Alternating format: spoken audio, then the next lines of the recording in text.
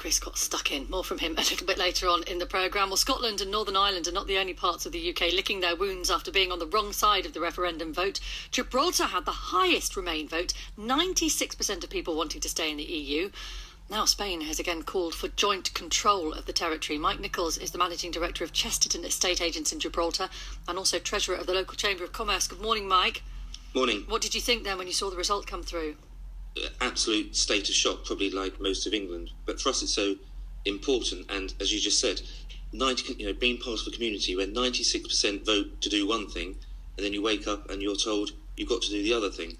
And it was just a real kick in the head, really. Yeah, well, large swathes of England and Wales, of course, delighted with the result. So we have a divided nation in many ways, but immediately Spain's acting foreign minister has said the Spanish flag on the rock is much closer than before.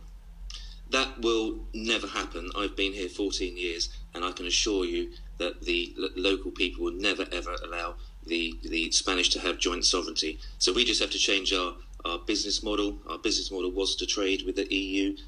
We've implemented all the EU directives, but we now have to work out how we become an island economy, I suppose, because there's many successful islands around. We're not an island, but perhaps we have to become one, because we will lose control over the border, which is currently pretty much policed by Brussels. That will go, and our border with Spain will be an external border and at the mercy of Spain.